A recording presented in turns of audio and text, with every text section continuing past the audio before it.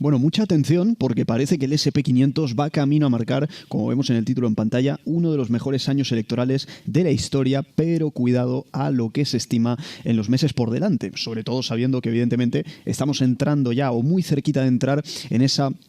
ventana de incertidumbre que nos va a ofrecer precisamente todo el entorno cercano a elecciones presidenciales en Estados Unidos. No solamente eso, sino que, claro, actualmente el SP500 está cotizando no solamente en máximos históricos, como de hecho comentábamos la semana pasada, pero hay que vigilar una serie de factores técnicos que podrían avisarnos también de esto que estamos comentando aquí, con la posibilidad de ver algo de reversión en las próximas semanas. No obstante, toda esa estacionalidad de la segunda mitad de septiembre que apuntaba a caídas, de momento no se está viendo reflejado en el mercado y podríamos llegar a verlo próximamente. De momento no estamos viendo esa debilidad tan conocida de la segunda mitad del mes de septiembre, pero cuidado porque todavía septiembre no ha terminado y nos pueden quedar algunos retos como mínimo a nivel técnico que deberíamos enfrentar para saber valorar si vamos a continuar en esta línea o si por el contrario vemos algo de reversión. Vamos a comenzar por los activos de los hogares, que como nos enseñaba este research de Bank of America, nos dice que los activos líquidos de los hogares de momento al menos siguen siendo elevados en relación con sus pasivos, lo cual, como vemos en el texto en pantalla también, significaría a priori una indicación de que los balances en términos agregados de momento estarían siendo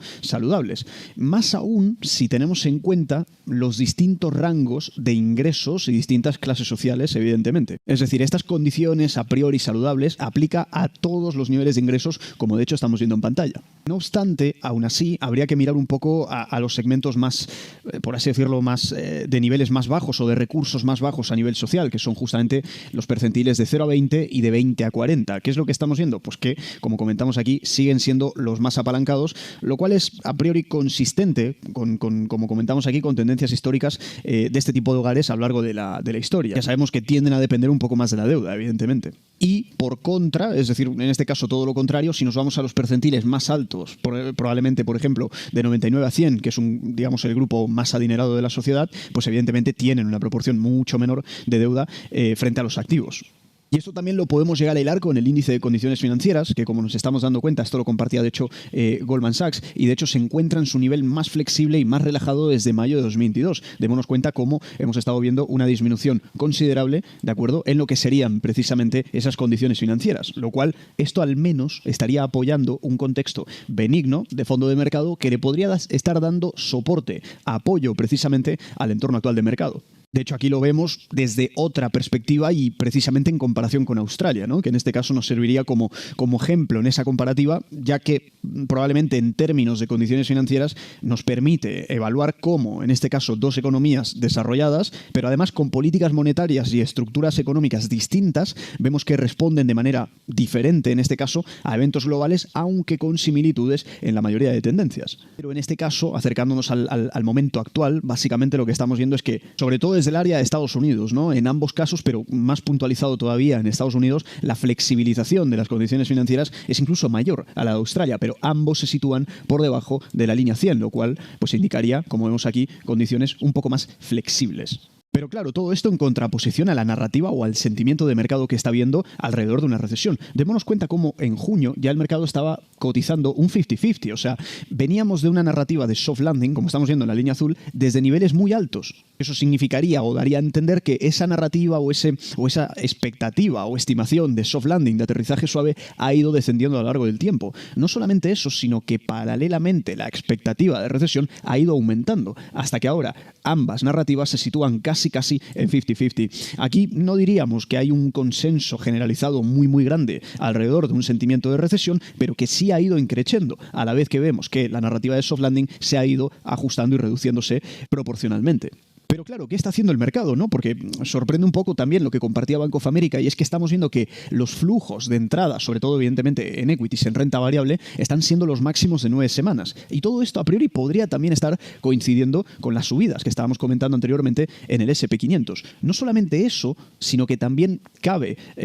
mencionar el comportamiento que está habiendo en términos generales. Ya no solamente el flujo de entrada de capitales durante las últimas semanas en términos comparativos, sino desde principios de año, démonos cuenta cómo por lo general el equity, las acciones básicamente tienden a tener un rendimiento un poco inferior, un poco bastante, ¿no? Porque hay una divergencia muy grande con lo que estamos viendo ahora, y que justo a partir del mes de elecciones, empezamos a ver cómo la media de crecimiento es alcista y es superior, ¿no?, al movimiento que traían previamente. Claro, todo esto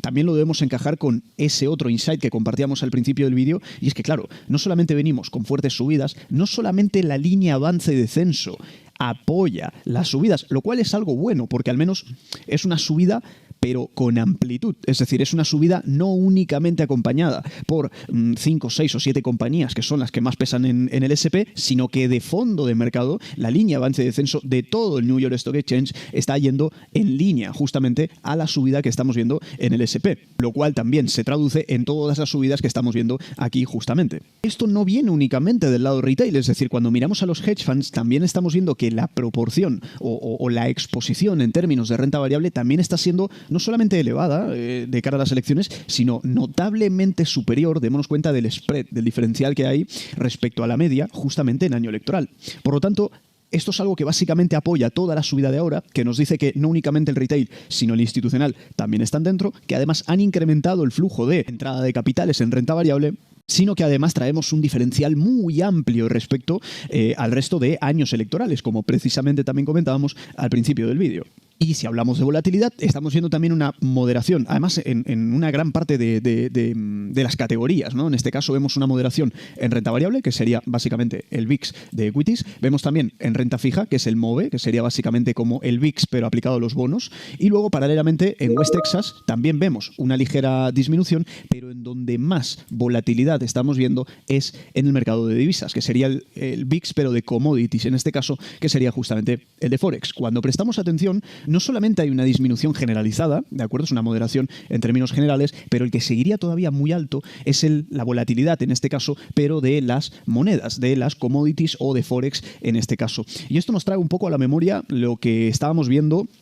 semana pasada, justamente de cara al día viernes, en ese anuncio de política monetaria por parte del Banco de Japón. Démonos cuenta que no han subido tipos. A priori también el recorte de la Reserva Federal pues da algo de margen, algo de apoyo a que precisamente no estén tan forzados desde el Banco de Japón. Pero démonos cuenta cómo, aunque no haya habido una subida de tipos el pasado viernes, los inversores siguen saliendo, siguen huyendo, en este caso de la renta variable japonesa, porque aunque no hayan subido los tipos ahora, se prevé precisamente esa incertidumbre, ese nerviosismo precisamente alrededor de las decisiones que tome el Banco de Japón. Por lo tanto, toda esa salida de las acciones japonesas parece ser consecuente también con toda la narrativa que estamos viendo actualmente en el mercado. Y volviendo nuevamente a renta variable americana, como comentamos anteriormente, estamos viendo que la línea avance y descenso no solamente ha estado apoyando las subidas que hemos estado viendo hasta la fecha en el S&P 500, sino que paralelamente démonos cuenta cómo estamos en términos de PER. Cuando vemos el PER del S&P 500, fijémonos que está en 21,4, que es justamente el nivel que estamos viendo aquí, y es un nivel que está bastante por encima de lo que son las medias tanto a 5 años como a 10 años también. Démonos cuenta que la media, lo pone justamente aquí, la media a 5 años es la línea entrecortada verde y luego la media a 10 años es la línea precisamente punteada que estamos viendo de color azul aquí. Estamos muy por encima de esos niveles. Y además cuando nos vamos en términos sectoriales, es decir, desglosamos el S&P 500 por sectores y vemos cuál es el PER forward, es decir, la estimación a futuro a 12 meses del PER, estamos viendo que en términos sectoriales vemos que el forward PER supera en la gran mayoría de casos las medias también, es decir, no hablamos solamente de el punto actual en términos de PER forward, sino que cuando desglosamos a nivel sectorial, y nos vamos a dar cuenta, una imagen habla más que 1000 palabras, vemos un incremento sustancial por encima de la mayoría de medias. Bueno, aquí justamente en consumo discrecional no aplicaría, porque estamos justamente por debajo de la media 5 años, pero por encima de la media 10, siendo que casi en el resto de todos los otros sectores, salvo por ejemplo en el de energía, también vemos un incremento en el PER forward. Es decir, lo que aquí el mercado está valorando o estimando es una expectativa de beneficio futuro del S&P en casi todos los sectores superior a la media, tanto de 5 como de 10 años. Y como decíamos al principio del vídeo, todo muy bonito y todo muy bien, pero hay que vigilar algunos niveles críticos, precisamente de cara a esta semana, que ahora de hecho vamos a comentar un poco qué es lo que podemos llegar a esperar, pero antes de ir a eso, y hablando puramente de niveles técnicos, en pantalla estamos viendo el S&P 500, ya comentábamos semana pasada que habíamos estado superando, ¿verdad? Justamente los máximos previos, estábamos en máximos históricos, incluso hablábamos también de qué se suele esperar desde el recorte de tipos a un año vista cuando el S&P estaba cercano a máximos. Y ya veíamos que a 12 meses Carson le atribuía una probabilidad del 100% de que acabe en positivo. ¿De acuerdo? Estos son estimaciones mucho más de medio y de largo plazo, no son tan inmediatas, pero conviene igualmente tenerlo en cuenta para saber valorar el contexto. ¿A qué me refiero con saber valorar el contexto? Bueno, estamos viendo un poco la verticalidad de las últimas subidas. Si bajamos un poquito la temporalidad, lo veremos de forma todavía más clara. Y esto al final lo que indica es que deberíamos estar vigilando niveles de suelo. ¿A qué me refiero? Pues que en el hipotético caso eventual de romper 5.670, 5.680 a priori, podríamos llegar a esperar un retroceso mayor en el precio. ¿A qué me refiero? Me refiero a que teniendo en cuenta que estamos muy por encima de la media del movimiento del S&P en años electorales y que podríamos asistir a una eventual corrección o saneo de subidas previas muy verticales, eso juntándolo con el técnico, digamos que lo encajaríamos de la siguiente manera. Una hipotética posible rotura del nivel de 5.680, lo que podría llegar a significar no solamente es el fin de esta tendencia secundaria que hemos estado viendo en el mercado, sino que también esto podría adelantar pautas correctivas, es decir, lo que nos señala también en términos estacionales el resto de años electorales. Claro, cuando lo encajamos con el técnico y miramos lo que decíamos, el último grado de subida, el último nivel de suelo relevante, etcétera, etcétera, ahí podríamos llegar a la conclusión de que en el eventual caso de rotura a la baja de este nivel podemos acercarnos a niveles un poco más primarios, es decir, estaríamos hablando de todo el nivel que viene aguantando la subida desde agosto de este año, cuando estuvimos viendo pues esa gran caída, sobre todo esta pata bajista que fue la más agresiva, derivado pues del carry trade y bueno, todos los problemas que hubo detrás que llevaron al flash crash de principios de agosto, y esto nos llevaría a los niveles primarios que vienen aguantando las subidas desde entonces, y nos referimos justamente a esta línea tendencial que estamos viendo en pantalla, no solamente por un criterio de línea tendencial, sino que además cuando aumentamos un poco la temporalidad, nos vamos en este caso por ejemplo a gráfico diario, nos daremos cuenta que aunque la media de 200, que suele ser un poco la más relevante, bueno, de hecho la media de 200 fue la que frenó, bueno, mejor dicho, la caída de agosto frenó el media móvil de 200 y a partir de ahí vimos una gran reversión. Pero en este caso aplicando probablemente no tanto medias largoplacistas como es la de 200 exponencial, sino medias de 100, que es un poquito más de medio plazo, podríamos llegar a ver que esto en el tiempo se iría acercando un poquito arriba, considerando las últimas subidas, y empezaría también a coincidir cómodamente, no solamente con niveles de suelo tendencial, sino también con niveles de medias móviles, en este caso de 100 periodos, que también, llegado al momento, se estaría acercando a esa confluencia de soportes. Esto, repito, lo estamos combinando con la expectativa de una corrección en las próximas semanas, que aún así no va a cambiar el contexto de fondo. Es decir, no va a cambiar, primero, la tendencia del S&P 500 y segundo, evidentemente, no va a cambiar todo el repertorio que traemos a nivel anual. Amigos, todo lo que estamos viendo ahora mismo en pantalla, desde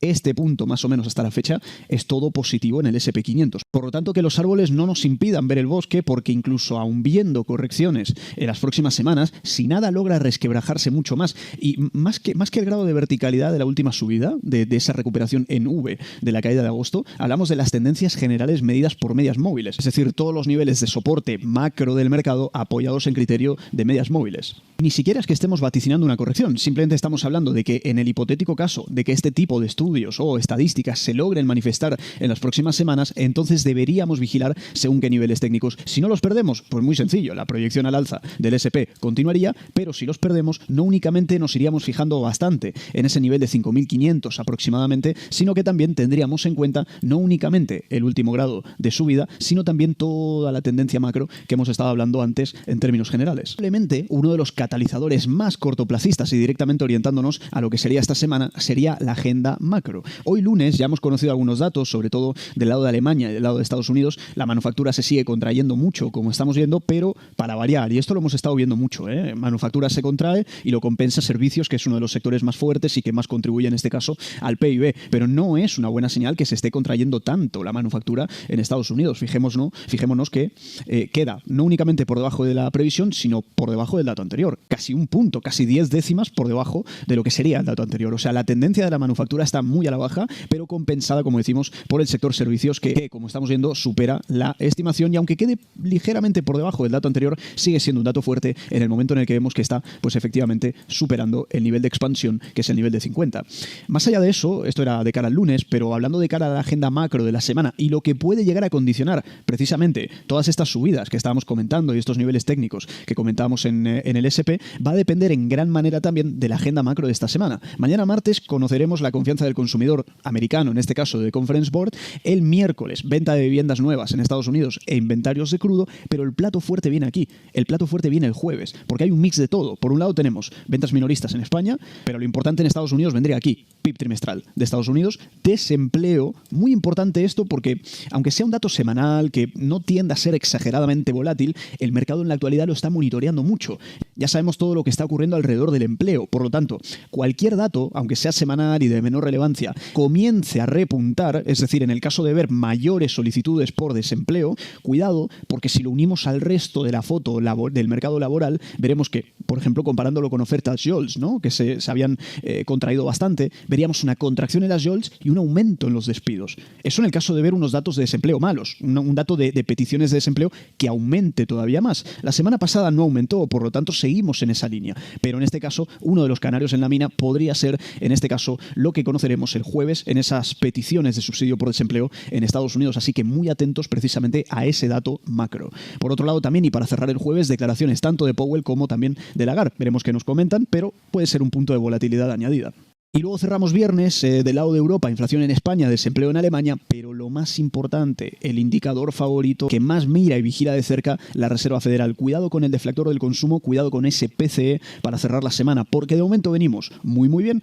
pero con todas las citas macro que tenemos justamente de cara a esta semana, podría llegar a condicionar en parte al mercado. Vigilemos los niveles mencionados y mañana lo comentamos en un nuevo vídeo. Como siempre, muchísimas gracias y nos vemos en el próximo vídeo.